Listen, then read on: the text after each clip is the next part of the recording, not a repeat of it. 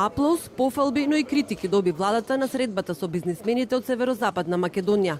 Стопанствениците прашуваа, политичарите одговара на прашања поврзани со повратот на ДДВ, зоната во избегово, бројот на жените во владата и проблемите со наплатата на долговите.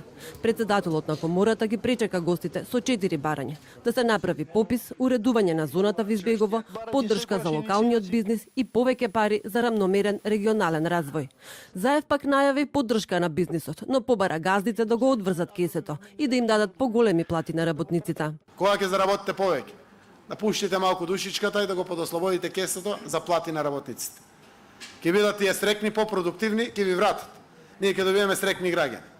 Солидарноста во општеството мора да функционира. Бизнисмените се пожалија на работата на инспекторите кои треба да се борат против сивата економија и на корупција во институциите. Заев одговори дека многу добро му се познати сите матни сделки од бомбите. Премиерот кој што ја води владата на Република Македонија ги слушаше тие пусти разговори. И сега знае се. И затоа сега сите кај мене се тепат кој да биде на место на Дулич у Царина. И на место на Владко Мијалков. И што тоа, викам, колку е платата, бе, мала е платата, не е голема. Па, не бива таа работа. Зборам транспарентно, оти некој од вас рече, кажувајте јавно. И кога кажуваме јавно, нека се мислат и политичари и бизнисмени. Владата нема да брка административци од работа, но ќе ги понуди на приватните фирми. Првата година платата ќе им ја дава државата, а газите ќе имаат обврска да ги задржат на работа најмалку уште толку.